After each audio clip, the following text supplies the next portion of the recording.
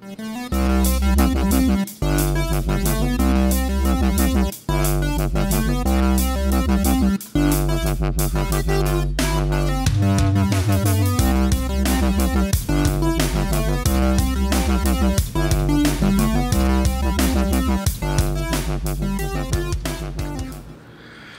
everybody, welcome to another episode of the LitRPG Podcast, episode number 127 of the show. I'm Ramon Mejia, and I'm here to bring you the latest LitRPG news, reviews, and of course author interviews.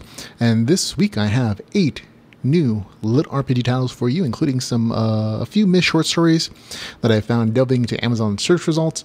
I changed a few search parameters. Hey, look, new stuff that I missed. So I'll be going over some of those as well today. But before we begin, I want to give a quick shout out to Sharpie, who is the latest Patreon supporter for the podcast. Thank you, Sharpie, for helping us keep the podcast going and ad-free. If you're listening to this and watching this, thank you very much. And of course, everybody else who also supports the podcast in all the many ways they do so, including like just sharing the links to the podcast. Whenever you're buying your Amazon stuff or something you see on the show, if you click on our links, we get a few pennies per purchase that you make on Amazon. And all that is very helpful to helping keep this podcast going, because it does cost money to make, even if it's not a ton. So it's you, the viewers and listeners, who are able to help keep this thing afloat. If you want to find all the ways you can help us, you can always go to litrpgpodcast.com/support, and you can find out all the ways you can support the podcast. Or you can support us on Patreon, like Sharpie, and directly impact like our bottom line of like, covering the cost for the year. And you can do that at patreon.com/geekbestpodcast. So thank you, everybody, but including Sharpie, thank you for being a new supporter. Okay, but the 8 new lit RPGs I have for you this week for reviews include Awaken Online, Apathy Side Quest. We also have The Curse of Hurlig Ridge, World Tree Online, First Dive. After that, it'll be Welcome to Abarrane, part number 1. Then it'll be The Glass Bard. Then after that, it'll be AngelTaker, a LitRPG series, Gamer of Thrones serial, book 1. After that, it'll be Asperia Online, a LitRPG Saga, Asperia Online series, book number 1.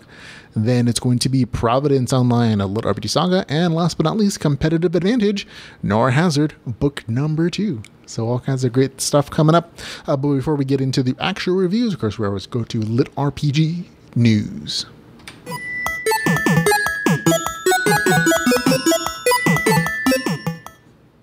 And in LitRPG News, we're going to begin with a couple quick announcements for places you can see new LitRPG authors.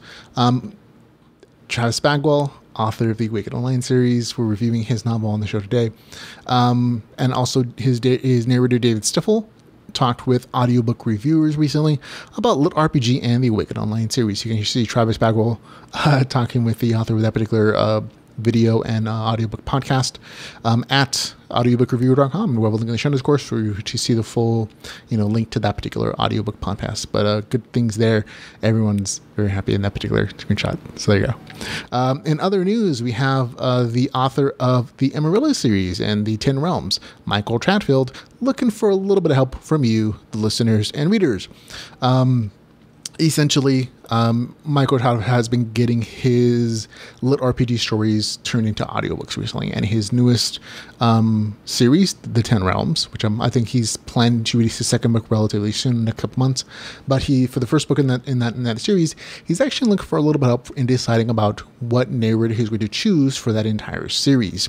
He's already trimmed down the 30 or so applicants to 5, and he is looking for your help to decide between those 5 who's going to move on to the top 3. So he's actually doing this almost like this poll kind of situation where he's providing the audio clips to the listeners, so you can decide, which one you like the best, and then you get to vote between the 5 different narrators. And you can either do it on his website at michaelchatfield.com or and his Patreon page, and it's a free post, so you don't have to pay to see or vote.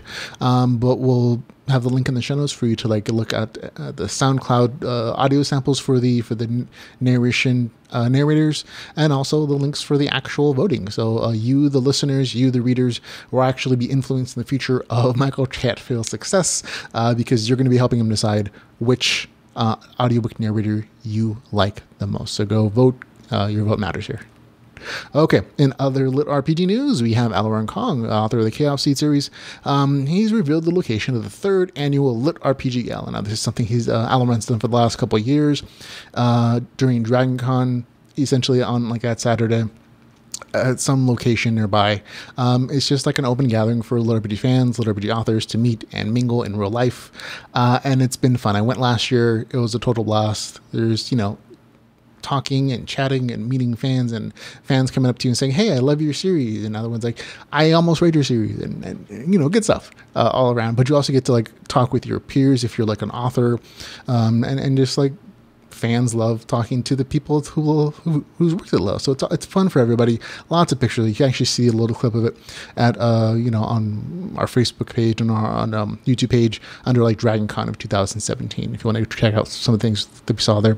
But this year, getting to the point, it'll be at the Sidebar in Atlanta, Georgia on September the 1st from 12 to 2 p.m. that day. So mark it in your calendars. And again, it's the same weekend in Dragon Con. So if you're there for Dragon Con, come on, stop on by. I believe a few of the authors are actually also going to have a booth potentially at Dragon Con where they will be, selling signed copies of their novels and meeting with fans as well. So, but I'll get you more details on that second part when I have more details to give.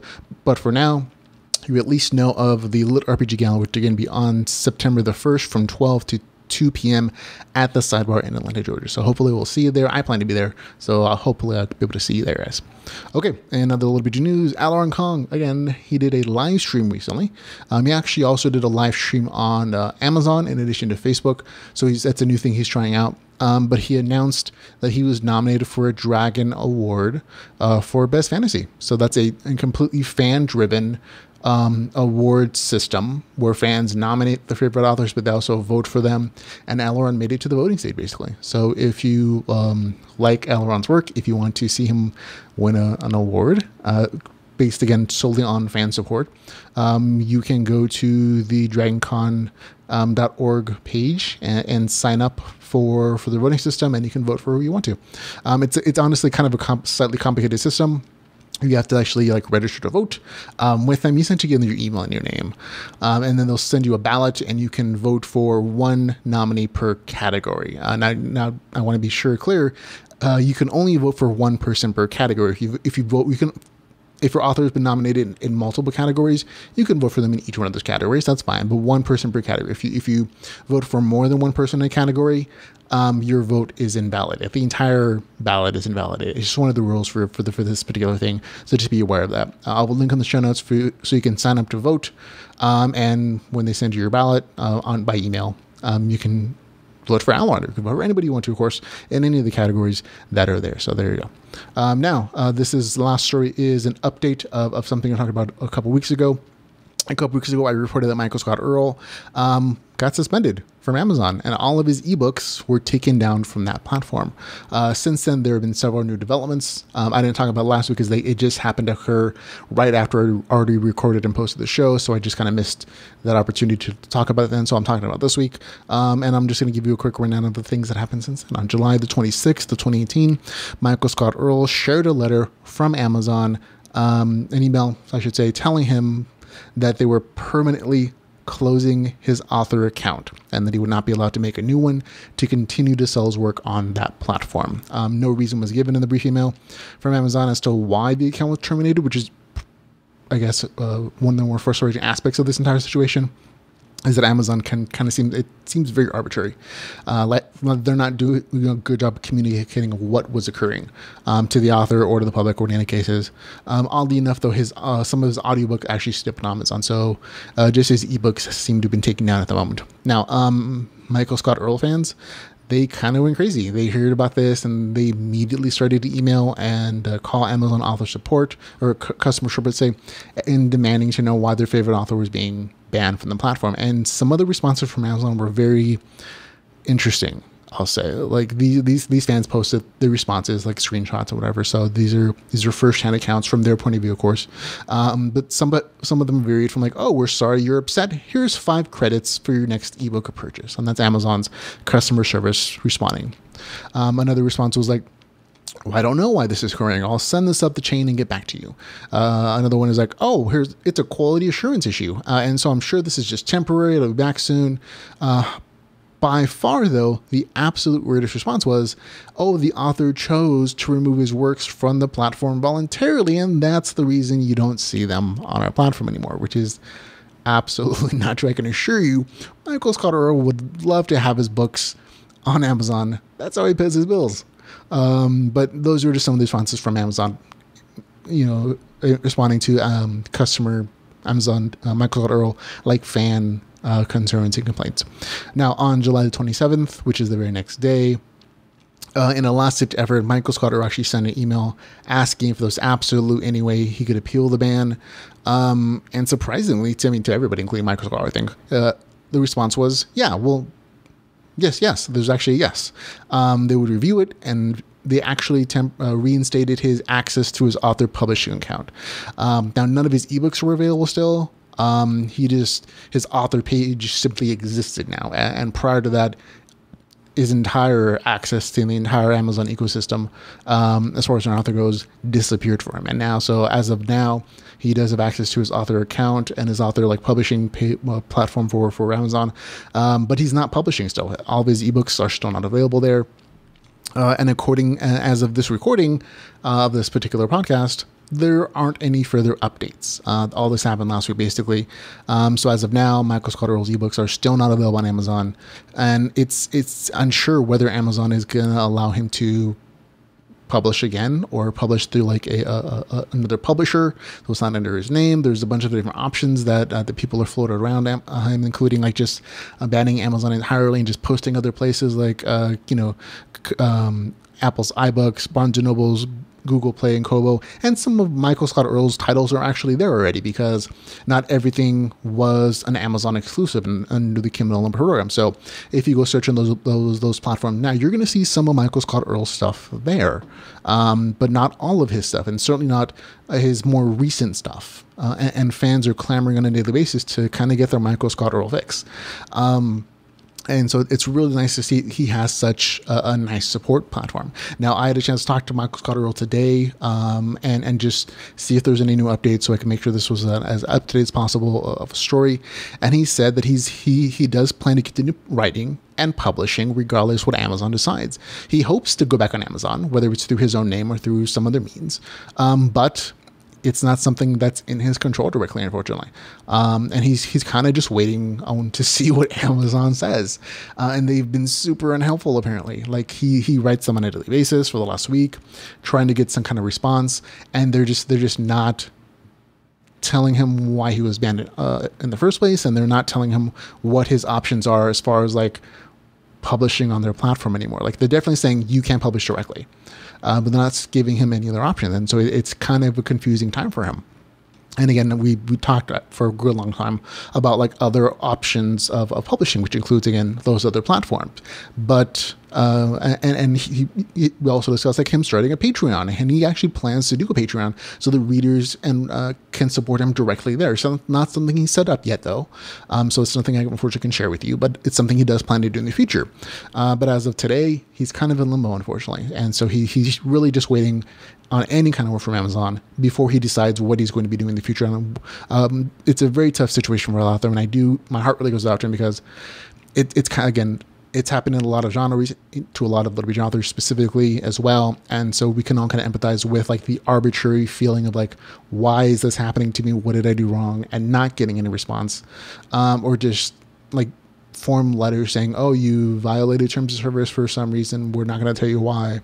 And it's just, it's kind of something that can drive a man crazy. When I asked Mike Scudder how readers can support him, though, his response was basically just sign up for the newsletter, sign up for his Facebook group, so he could tell you as soon as possible what his decision was going to be and where you could find all of his stuff. Because again, he does plan to continue to publish and to write and to satisfy those fan, cravings for his very popular works. It's just these last couple of weeks have been really tough because he doesn't know what to do specifically, and it's a rough time for him. But we'll link in the show notes so you can sign up for his Facebook group, which is called Storyteller Michael Scott Earl's Cool Club for Cool People, and also the Michael Scott Earl website, so you can go support him there and see what he's going to be doing as soon as he knows. He'll tell everybody. So that's about it, though. That's it for LitRPG news. We're going to move on to some letting you know about stuff that's out now that I haven't read, including Deeper Down, a Monster MC lit RPG title, Cobalt Quest book number 2, written by MJ Kettleburner. I won't be reading this particular title because, honestly, the first book got a bad review score for me. Got a 4 out of 10, and not for it not being LitRPG. It's just it was a huge disappointment as far as like what I was expecting versus what I got. But some people liked it. Book 2 is out now, so I'm letting you know about that. Also out right now is a Sleeping Player, Book 3 in the Project Chrysalis series by John Gold. So that's out now currently. It actually just came out a few days ago. Haven't had a chance to read it. I decided to read something else this week, so but I'll definitely it's something I'm going to review next week. So, some new stuff for LitRPG audiobooks includes Somnia Online by Katie Hanna, narrated by Andrew Parsonu. The novel got a score of 7.4 out of 10, so it was very entertaining for me. Good psychic stuff in there, good interesting stories, gameplay, strong female lead. And also out is God Mode, Alter Games, book number 3. Didn't read this one actually. Kind of fell out of the series, but for fans of the series, it is out as an audiobook, so go check that out if you're a fan of that. Glitch Hunter is also out as an audiobook. I gave it a 7.8 out of 10. It does some really cool stuff with detective story, including that inside of a LitRPG novel, and I thought it was really fun, interesting, and I really appreciated the new pulling game mechanics because the detective portion of that is very fresh, at least for me. So we got a score of 7.8 out of 10 for me. And of course, you can review all the detailed reviews. We have links in the show notes for all those ebook reviews for each one of these novels, but you can go check out samples for this on Amazon or on Audible for each one of these titles. Okay, stuff that's coming up in the near future that I know about, and I'm letting you guys know their schedules. This is upcoming LitRPG as of August the 7th. The latest one is going to be Death March, Euphoria Online, book number 1. On August the 8th, it'll be Wizard Lords, Legends of Legends. Now, this one originally had a release date of, I think it was August the 1st, and it was shifted to August the 8th, so slight scheduling change there. On August the 24th, it'll be Bitter, book number 4. This one is new to the list. It'll be on September the 3rd. It'll be The Path, Just Cause Universe, book number 14. This one's a little iffy for me. I talked to the author a little briefly online. He says that it is LitRPG. He has game mechanics in there. He has RPG mechanics. I have not read it yet. It is something I will be doing though, so I'll let you know. But for now, the author says it's LitRPG, so it's on the list. It'll be out on September the 3rd, though. On September the 24th, Game Changer, Reality Benders book number 3 will be out. Looking forward to reading that myself. Give a good review to books 1 and 2. Nice series for me. On September 26th, it'll be Freehaven Online, Lady Thunderlord Into the Hades, book number 2. September 28th, Couch Potatoes. It'll be out. On October the 8th, Kingdom of the Dead, book 2 in the NPC Path book. On October the 25th, this one's also new to the list. It'll be A Clan's Honor, A Little Bit Adventure, Rogue Realms, book number 1 by Riley Mercer. On November the 21st, it'll be Freehaven Online, Winter Nudge Online, book number 2. And that's it for all the stuff that I know that's coming out in the near future, folks. On to new releases and reviews.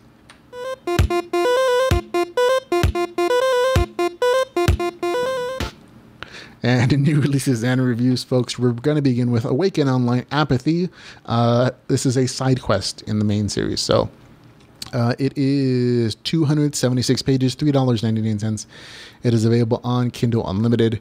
Now, a note from the author says that this story is intended to be book 5 in the Awaken Online series. It should be read after Awaken Online Evolution. I kind of disagree a little bit, actually. I think this is a good standalone novel, and you could also read it before Awaken Online Evolution, and actually appreciate the main character that's in this novel a little bit more in that series. So, but that's a personal opinion. That those are the authors, saying what that. So the novel description is a side quest adventure in the best-selling world of Awaken Online. Eliza's parents are relentless, forcing her to constantly take extra courses to prepare for college and medical school. Sometimes it feels like her entire life is already planned out, which is why she leaps at the chance to escape into a new virtual reality game, Awaken Online. What she wasn't expecting was to encounter a capricious god and his loyal pet, or to be chosen as the god's avatar within the game and forced to tackle a series of asinine quests. Yet, she just can't shake the feeling that there's more to the irritating god than first meets the eye. So there we go. And again, this is a novel for Eliza, who you were originally introduced in Awaken Online Evolution. But in that point, so this story actually takes place it's her origin story as a character, and it goes all the way up to essentially where she's introduced in Awaken Online Evolution. So it's a big chunk of story, including her origin story, which is why I say this is a good, almost standalone novel. Like, in my opinion, you don't have to have read anything in the series to actually like this story. Like, there's enough information in the game world, and on the game mechanics and this character to make this a standalone story. I really think it's one of my I like this side novel better than the first side novel the author did, and it's a really good, like, you could read it as a standalone, but if you've read the other Awaken Online novels, you'll just appreciate like smaller details and cameos and like little bits of here and there of story. But again, it's not necessary to actually read this, in my opinion. Let's see. I like this novel. I like Eliza a lot more, actually. Like, the character, when I saw this character in Awaken Online Evolution, I'll be honest, I was a little iffy on her. And that's mostly because you don't know anything about her in that story. Like, you get a little bit of backstory, but when you're introduced to her in Awaken Online Evolution, she's already a powerful character, and she seems honestly a little overpowered. And then the storyline that connects with that particular series, it makes more sense now that I've read this story. Like, I got all the background information I thought I should have gotten in that story for this character. I get it here. So that's why I said I almost feel like you should read this before Awaken on Evolution. But if you're listening to this podcast, you probably already read it anyways. But this story was enjoyable. Again, it goes over Eliza's origin story, how she's introduced to Awaken Online. And I like that character a lot more now that I have her backstory, now that I see how she's progressed, how her RPG progress tree went, and how she got so powerful, and how she, decided on these characters. She's such I appreciate the character so much more now. She's probably one of my favorite characters in the entire series now, because in this novel you get to see how she improves her powers, how she works hard and does that scientific research and experimentation to get these powers, and that's just not something you saw when you first get introduced to her in Awaken Online Evolution. So I really appreciate the character a ton more now. Story-wise, this is, again, an origin story, so it's not going to get too epic because all the epicness is supposed to occur in the main series.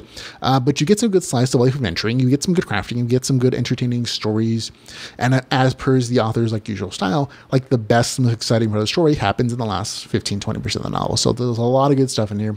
And overall, it's a good read. I really do like it. It gets a score of 7.7 out of 10. That's Awaken Online Apathy as a side quest, with a score of 7.7 out of 10. So there you go, folks.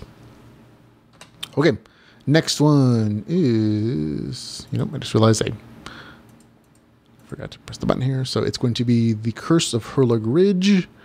So there you go. Written by M.A. Carlson. So this is The Curse of Hurlig Ridge, World Tree Online, First Dive by M.A. Carlson. It is 595 pages, so good page count, for $4.99. It is available on Kindle Unlimited, so nicely price point. Here is the author's description. In the future, androids have taken over most jobs, leaving humans with little to do and even less to motivate them. Enter the world of World Tree Online, a fully immersive virtual reality experience. Join Brian on his first 30 days of a non-stop fantasy adventure in the cursed province of Hurlig Ridge, a land filled with monsters, mysteries, murders, and treasure. The people of the province have been tormented for centuries by a pack of voracious wolves. Now, with the arrival of the adventurers, dark forces have begun to stir, accelerating their dark plans. Can Byron unravel the mystery of this curse before it's too late? So, nice story tease, good information. Now, full disclosure, I received a man's copy of the novel for review. I purchased it as soon as it became available.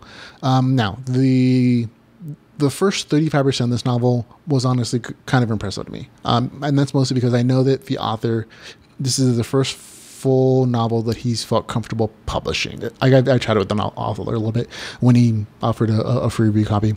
And from the very first page of the novel, you get like a genuine gamer vibe from this. Like, you can feel the main character's excitement as he waits for his pod to get installed. And now there's a really good, quick explanation of how the virtual reality tech works. And yet the main character, Byron, is in the game by the 2% mark. So there's a really nice, efficient introduction to the character, to the world setting, to the main character's circumstances, and to the game world itself. But by the 2% mark, in the game, and he stays there the entire time. So it's a very nice introduction. The main character takes the game name Bye Bye Jacko. There's a whole like short story as to why that's the case. And honestly, I was really impressed by the amount of interesting detail in the novel, by the balance that the author added to the story, not only to the game mechanics, but also to the world's lore and history. Like, you can tell like the author took a lot of time to go over this again and again, to make sure everything's detailed, to make sure everything's balanced. And I definitely appreciate it. You can really feel through like the text, like how much of an effort the author took in crafting the world and in crafting the game, especially the game mechanics, because as somebody who writes in the genre, I can absolutely tell that it can be a total pain in the neck to make them believable, to make them consistent, to make them balanced, so that one character's power isn't so overpowered it becomes unbelievable. And that's something that the author did here, and you can tell from the get-go that balance was a big key it was really important to the author. Like, even though the main character and some of the other characters have unique abilities, unique classes, nothing's ever overpowered and everything's balanced. For every like big attribute or big benefit, there's always a detriment or condition to that power that limits it in some way. And I have to give all the author credit for doing such a good job of thinking so well through his game system. Like, I know somewhere on this guy's computer, there's like a spreadsheet with like a ton of information, because that's what it takes to do this kind of like detailed game work, and it shows in the novel. So good job on that. On the game mechanics, as far as the details go, there's leveling and there's familiar stat system and skill system. The thing that the author tries to do that's different is that instead of giving the characters free stat points to distribute every level, basically that doesn't exist, which means that the only way to improve stats is through using them and through training. And so what this leads to in the story is it's a lot of training, like a lot. So if you're not into that kind of story where there's like those training scenes from Dragon Ball Z, there's a lot of it here. But if you like that stuff like I do, then this is definitely an enjoyable novel for you. Now, story-wise, it's mostly a slice of life adventure. There are, I'm going to say, like two big story arc plot lines that kind of give the novel direction. But for the most part, it's the main character adventuring, doing quests, figuring out his powers and abilities, doing some research, and like I said, a lot of training. And again, that's just one of the things in the novel. There are two larger story threads that kind of give direction to the story during different parts of it. One revolves around player killers and player versus player combat in the story and in the game role. And while that story thread is highlighted in like the first part of the novel, it kind of disappears over time, which is a little disappointing because it's made such a big deal about it. And maybe that's something the author plans to develop later in the series, but for now, that's mostly like a first act kind of storyline. The second big story thread, it actually starts out a little small and it revolves around like a mystery and a whodunit, and it legitimately grows to be like an epic kind of storyline. And I really enjoyed how that particular plot line was developed. So kudos to you, Mr. Carlson. Now, the momentum of those two story threads, though, it's a little like the pace in the story. I think could have used a little more of development in regards to those storyline plot lines. Okay, for one plot line, it is stopped after like about the third way in the story. For the like mystery whodunit that develops in the Essex story, that one actually continues on throughout the story. It's just that in the middle section, after about the 30% mark, it drops out for a good chunk of the story, and then it pops up later at the end. And it's just like this. There's this middle section which isn't badly written or anything. You still get slice of life adventuring, tons of training, character development. The main character gets his group together, all that good stuff. It's just that as far as like those storylines that kind of gave direction to that slice of life adventuring, they seriously kind of disappear in the middle. And again, it's not bad. It just is. It's like good storyline to like 35%, and boop, slice of life adventuring, and then bop back up to those main storylines. So it's just like a slightly slower section. And I think if the author would have teased those storylines or developed like a little bit more in the middle, like the story would have had a little more, it would have flowed a little better, I should say. So, but other than that, like I said, even the small complaint, I enjoyed the entire novel. The things that are done there, not bad. It just is. There are a few things that I thought were a little bit forced, like some relationships that are established in the story. New people occasionally pop in the novel, and within it kind of just felt to me like within moments or minutes or hours in the story time of the main character meeting them, suddenly they're in his main circle and his inner circle, and they're learning all these secrets, and it just felt a little bit forced. And I understand why the author introduces them so quickly and explains the story. There's some romantic storylines tied in there, and he's kind of just building this adventuring group. It's just that I would have loved to have taken a little more time making those relationships feel a little more natural. The way they're introducing the story, they just progress a little faster for me. And so they feel less special, and they feel a little less stern as far as like the consequence of those relationships. But again, small complaint, doesn't really even affect the novel. So I still enjoyed everything. Overall, I like the story. I really do. Like I said, it's a good read, lots of good action, lots of adventure, unique powers and RPG progression. And again, if you like training, you're going to like this a lot because there's a lot of it. And me personally, I like training. I do like the section of those scenes in Dragon Ball Z where like the main character is really just working out and he's working on his powers. Like those are entertaining for me.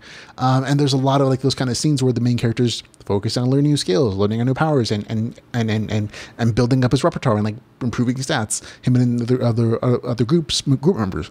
And so if you like those kind of stories, this is going to be right up your alley. And for me, like I said, I was genuinely impressed with the amount of work in creating a balanced game mechanics and story that the author did. So just good job, man. For me, gets a score of 7.4 out of 10. That's a good review score. That's The Curse of Hurlig Ridge, World Tree Online First Die with the score of 7.4 out of 10. If you haven't picked it up yet, go read it. I think you'll enjoy it. Okay, on to our next review. It is Welcome to Abarrane Part 1, written by S.A. Devane. It is 82 pages. It's a short story, folks. It is 99 cents, so reasonably priced. It is also available on Kindle Unlimited, so go check it on Kindle Unlimited. If you have it, obviously. It is... Here's the author's description. Fresh out of prison, Mr. Abbott is chosen to abandon the real world and enter a fantasy realm where the wealthy and dying have gone to live forever, or so they thought. Will Mr. Abbott find a purpose and trustworthy allies in his new reality, or will magic, deception, and others' greed end him before he gets the chance? Welcome to Abarrane. There you go, my movie voice. Full disclosure, I received advance copy for review. I purchased the novel when it became available. And here's the review, basically. Basically, I like some story ideas in here. The novel on the whole didn't really do it for me, and I'll get to why.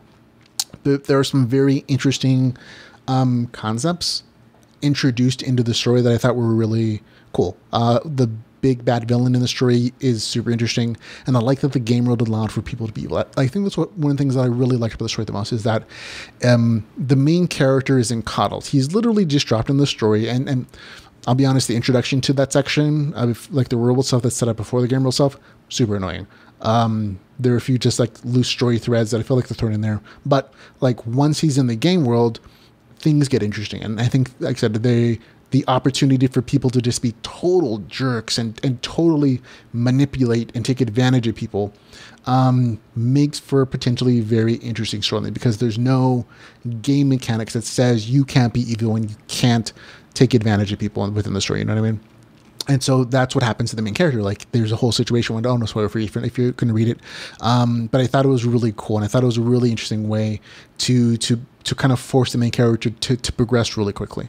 Additionally, now unfortunately, while there are some really cool ideas in the story, none of those ideas are really developed fully. Like they're seeds of really cool things that could become. And I think as far as like the series go, I'm hoping they're developed well. But in this particular novel, the story just kind of shifts between like a lot of cool ideas without actually developing them well. So it becomes like a very unfocused story. Game mechanic wise, there's a decent amount of information given, like the damage notifications, character sheets, stats are shown, absolute LitRPG. However, with two exceptions, there's not a lot of game mechanics that are special. Those two exceptions being that the players that are monsters like the main character actually have some very unique features that make them potentially powerful. Like from the example, the main character is a troll. If he eats humans, he regenerates health. So that's a unique little twist. And there are other compulsions for the monster races that I thought were interesting, like forcing some of the cutesy monster races that are super intelligent. They have to read every book they get because it's like a race compulsion. So I thought that was kind of neat.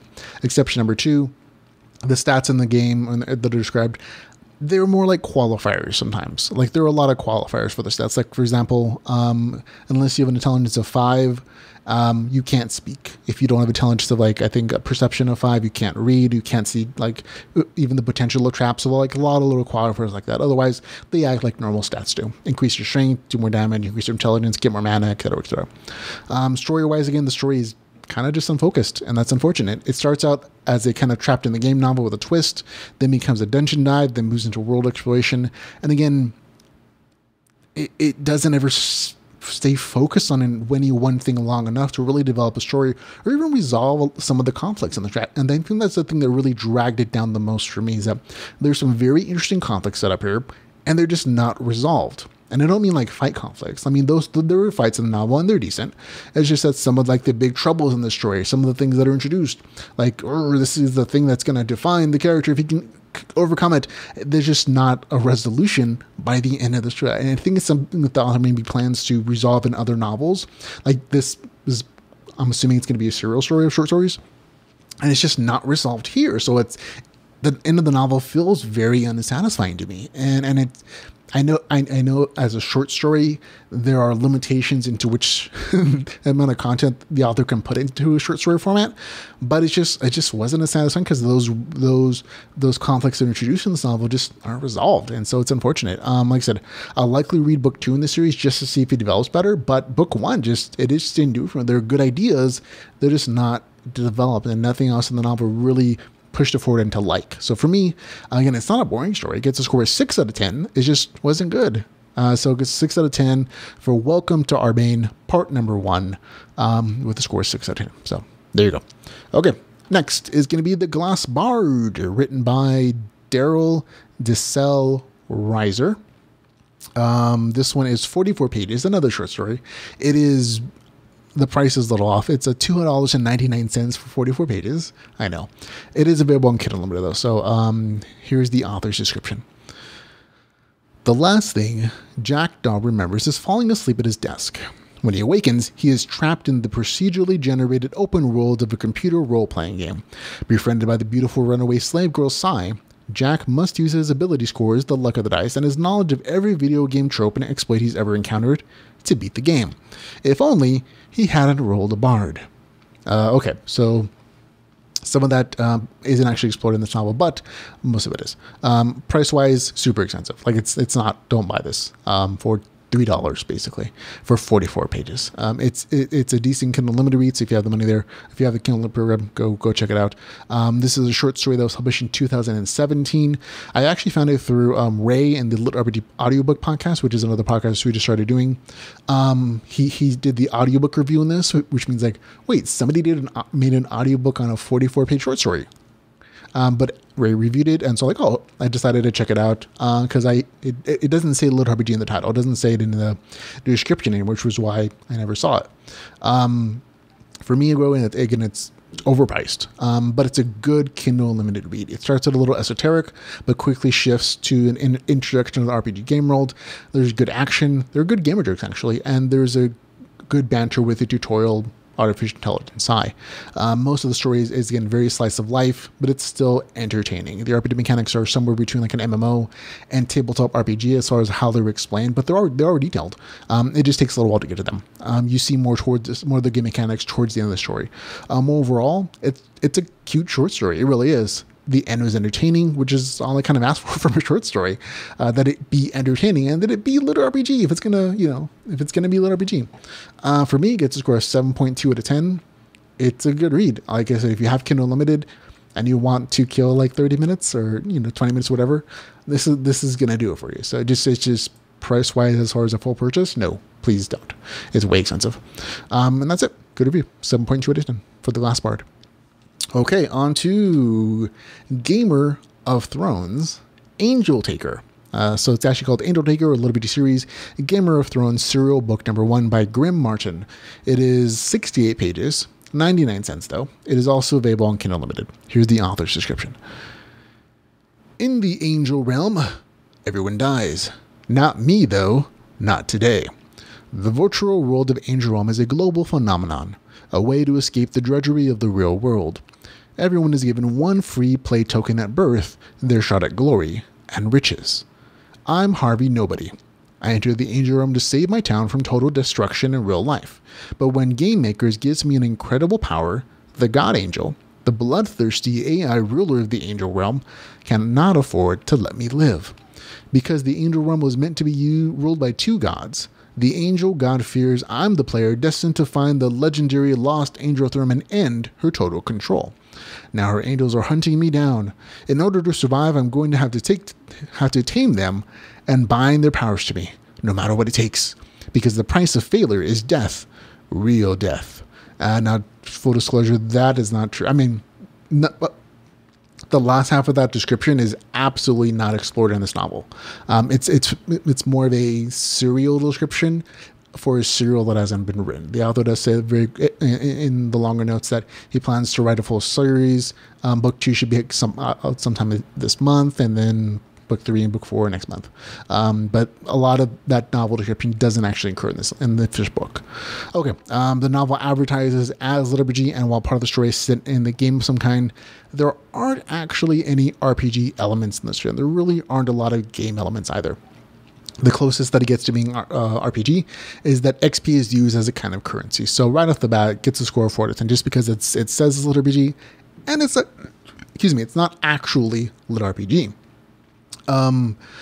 So there you go. Outside of that though, the story is kind of a mess, and it may be the fact that this is meant to be like the first introduction to like a larger serial, and I'm just getting the beginning part, but the story is very convoluted and not a lot of things are explained. There are attempts to pull from Ready Player One and other cyberpunk influences by having an evil game corporation sent to ruin and destroy the main character's life in the real world, and the only way he's gonna like stop them is going into the game somehow, and you know, it's not really explained very well, but that is the premise. So the stuff that happens in the game world also not really explained very well.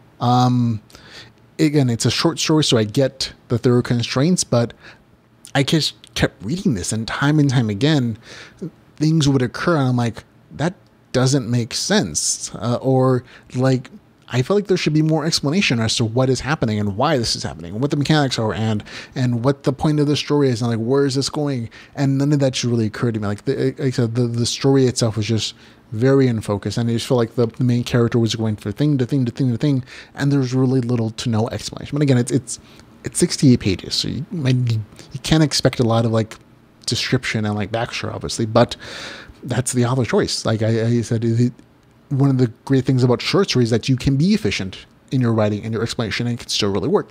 And this is just not a thing that happens here. Like the future series may clarify a lot of stuff. It might actually become LitRPG at some point, but here in this particular novel, which is what I'm reviewing, I should say, it's not LitRPG, and the story is a mess. Like, it doesn't make sense, and it doesn't actually do a lot of descriptive world building or tell me much about the story or the game world or like really what the author's trying to do with the story or what the main character is supposed to be doing.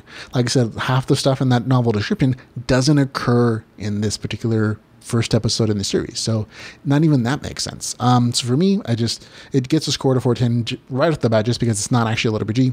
But even if it was, I'd still give it a score of 410 because the story is a huge mess, and I was not entertained, and I was actively confused, and I did not like it.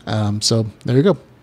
That's AngelTaker, a LitRPG series, Game of Thrones serial, book number 1, 4 out of 10, because not LitRPG. There you go. Okay. Number 6, it's Asperia Online, a LitRPG Saga, the Asperia series, book number 1, written by Aaron Smith. This one actually says, again, LitRPG Saga, which is how I found it, because I just didn't do a search for LitRPG. I looked for LitRPG series and Saga, and I found this one. It is 65 pages, $2.99. It is available on Kindle Unlimited, so another short story. Here's the author's description. If you could shed your limited human body and then take to the skies, if you could become a beast of legend, the apex, the top of the line, largest monster in the world, predator for all, to prey to none, would you take this opportunity at the drop of a hat in sacrifice of your humanity? Or would you prefer that you never lost your basic human comforts? Well, what if you didn't have a choice in the matter? A young man from Earth finds himself in the scales and hide of a mythical beast, and that has no choice but to embark on an adventure of a lifetime. With the aid of a tiny magical companion and a whole lot of fire, he forges a path forward with flair and flourish. Will he decide to remain as a beast that roams the sky, or will he instead choose to walk on 2 feet as a man that conquers the land? So there you go. And the novel description kind of seems to set up a serial format for a series of short stories. This is again just the first one. It is again 65 pages for $2.99. Again, as far as like a direct purchase price, no, that's too expensive. That's over $3 per page for 3 pennies per page, which is just a little too much for me. But again, it actually is a really good Kindle Unlimited read. So if you have Kindle Unlimited and you just want to kill 20 or 30 minutes, this is a good short. So and actually, I think I'll read the whole series of short stories when they come out. The main character is reincarnated as a dragon on a game world with RPG mechanics. He takes the terrifying dragon name Timothy, which is a joke, and it's really funny actually. And he begins his quest to understand the new world and of course level up. Like, this is a legit LitRPG story. This is not something like the last one, which was using the title set in a game and just called itself LitRPG. Nope, this one is actual LitRPG. The author goes through the time to actually do character sheets, to do RPG progression, like the main character actually levels and he gains skills and he gains abilities, and there's a whole character creation scene where he decides what kind of dragon he's going to be, and he gets different choices, and there's a lot of good RPG stuff here. Now, most of the stuff, like stats and character sheets, are going to be familiar if you've read LitRPG before. But one of the things one of the game mechanics I just said that I really liked about the particular story was the fact that there's almost a choose your own adventure style of storytelling for the main character. Like, as he's doing things, as he's a dragon and he's going on these quests, he actually gets story opportunities from the game system to do different choices. Like, it'll say, do you A, choose to release these villagers, or B, murder them all and eat them, or C, watch and do nothing, a lot of stuff like that. And I thought there were very interesting ways of storytelling, because within that format, again, hypothetically, you could let readers decide, like through a Patreon page or through like a web page saying, oh, where's our hero going to go? And they can kind of choose where he's going to go. So there's a lot of interesting story potential for this kind of format. But even outside that, it does invoke nostalgia and evokes a lot of like interesting opportunities for storytelling, because the main character, you get an insight into like what the potential storylines for each one of those decisions could be. And it's fun to see like the main character think and reason which one he's going to choose and why. So you even get insight into the main character's thought processes through this particular game mechanic system. So good stuff there. Story-wise, again, this is the introduction to the world, so you get a lot of like descriptions of the game mechanics, the world, there's some good world building here. And as far as story goes, there's a little bit of action, but it's a lot of setup for the series. Like sets up the game mechanics, the world building, and future story threads. Still, it's an interesting and entertaining enough for me to want to pick up the next short story in the series. It gets a score of 7.5 out of 10. That's Asperia Online, a LitRPG Saga, the Asperia series book number 1, with a score of 7.5 out of 10. So there you go. Okay. Next, we have Providence Online, a LitRPG Saga, written by L.E. Aquilo, Aquilo. I think I said that right. Okay, it is 120 pages. It is $3.99. It is not available on Kindle Unlimited. It is what it is. Here's the author's description. Transported to a foreign world against his will, a young man enters a deadly game orchestrated by forces far beyond his comprehension. For reasons far beyond his understanding, time and space is rendered meaningless in a world where only the strongest survive, and where the grand prize is unspeakable riches or a leap into the future. The words of a mysterious GM ring out. Players, the realm of Meloria is yours to explore, to either build or destroy as you see fit. It is yours to set the rules and your destinies, your villain and your heroes, your monsters and your gods. How? You advance is entirely of your making, and from this point on, the game has begun. Win or lose, live or die, the choice is yours. Hey, see, that's my GM voice. So okay, that's the author's description of the novel, and even just from like that description, you can kind of tell there's some technical writing issues. Like one of the bigger ones in the story was basically that there's a lot of long sentences, like 6 or 7 lines worth of one sentence, all in one paragraph. For one sentence. And then sometimes there's just like pages of just like one sentence. So small thing though. Other than that though, fine. It's on a technical level. Okay, this feels like almost a collection of serial stories that was written over a couple of years. The reason I say this is because each chapter seems to skip significant amounts of time, ranging from like days to months in the story like timeline, which makes the chapters feel very disconnected from each other because time skipped is very rarely filled in very well. So you get a lot of things. The main character does a thing, and then 2 months later, he's here at a different point, and he's suddenly so many levels higher. And the only explanation is, we were in the forest farming XP.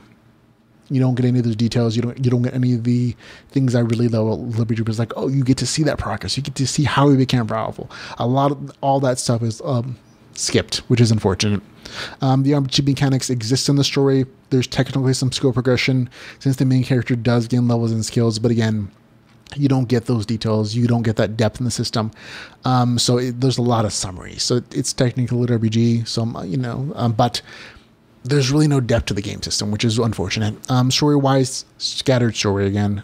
Whenever you have these huge leaps in time in a story without really explanation or like really justifying why it needs to be the case, of course, it's going to feel like a bunch of like small little short stories, which means that the story is going to be a little unfocused. A novel starts off with like this really ill-explained transported to game world contest with people from various time periods. You never really get to see other time periods, if this stuff is like 1 year from the slight future. But like you would have assumed, like if you have all of time to pull from, maybe you get some people from the 14th century or from the 12th century or from cavemen.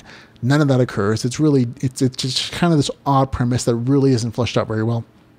And even like the whole premise of like, there's a contest, and if you succeed in the contest, you will get sent back to your time with future knowledge, or you'll get sent to the future. If you're a really good player, you'll get sent to the future, and that's the prize. And again, how these players are pulled into the world is really convoluted. It's like, we pulled your DNA from your future descendant to play this game, and that's why you're here.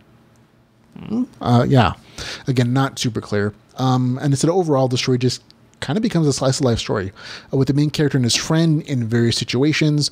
They overcome challenges by chance, luck, or just like some fighting scenes. But again, because each chapter skips a significant amount of time sometimes, when you come back to the main character, he's just more powerful, up to the point where he's like one of the top 10 players, but you don't get any information or any story details saying how he got there. And I think it's just like a completely wasted opportunity, because those are the things that I think I myself as a LitRPG reader and other readers come into LitRPG for. Like you like the journey. You just like seeing the destination. And so it's unfortunate. For me, the story just got really boring really quick because none of the stuff I love about LitRPG ever showed up. There's no deep game mechanics. There's no engaging storyline, and for me it was just kind of a snooze. So for me, it gets a score of 5 out of 10. That's Providence Online, a LitRPG saga with a score of 5 out of 10. Okay, on to our last review. Competitive Advantage, Nora Hazard, book number 2, written by Blaise Corbin. This is again the Nora Hazard series, which is actually related to the Delvers LOC, set in the same world, but the storyline is actually set before Delvers LOC. There is 232 pages, $4.99. It is available on Kindle Unlimited. And here's the author's description. Actually, a little note at the top says, Nora Hazard's story begins prior to the events of Delvers LOC. Welcome to Ludus. Okay. Nobody likes an escort mission. Nobody. Unfortunately for Nora, she'll be stuck traveling with Jessica, an American gamer, and Christopher, a Filipino man with a mysterious past. Somehow, the former Jackal's gang leader must keep the two Terrans alive while heading south for Indiriana's new insane mission. Nora will have no time to prepare, or even to stay in Soren to enjoy her unexpected celebrity status. Instead, she will need to leave her Tolstoy after healing from injuries sustained in battle, wounded while protecting Soren. Despite what some may say about her now, Nora knows she's no hero. People expecting too much from her will probably be disappointed, but with the help of some new weapons and greater orb-bonded power, surviving her new suicidal quest might be merely improbable, not impossible. One thing is for sure, regardless of what happens or whether fulfilling her mission or learning to trust again, Nora will do things her own way on her own terms. Okay, so not honestly the best novel description, because there's a lot of great things missing from the description that's in this story. To me, the Nora Hazard series is a really good action adventure literature, and I don't think that's highlighted enough in the description. The novel is just it's seriously action packed, ladies and gentlemen. Like every single one of these novels, even though there were two, the novel just the action gets amped up, and honestly, it's one of the things I really like about the author's writing style in the first place. The action is so detailed, so visceral, that you feel like you're there, and you feel like it's such an exciting adventure, especially the last 25% of the novel. Like it's almost a non-stop action ride. It's scene after scene of action. And I loved every minute of reading this novel. I really did. I got it yesterday. I read it overnight. I stayed up way later than I probably should have to read this story. And I enjoyed it. I actually did one of the Facebook groups, Spoiled Rotten Readers. I actually did like a play-by-play, like as I'm reading this novel, my visceral reactions to each individual scene or each individual event. And it's like this author commentary of like as you're reading. It's super entertaining. Go check it out on that if you want to. But it's an entertaining story. If you're familiar with the Delvers LLC series, you're going to be familiar with like the game mechanics of this. It's not the traditional stat and character sheet and level system. It's based on these orb powers that the characters get, but the main character still levels. Like as they get more orbs that they get from other players or other treasure chests or from dungeon diving, the characters who are bonded get more orbs and they can get greater powers. They can enhance what they have now, or they can choose other powers.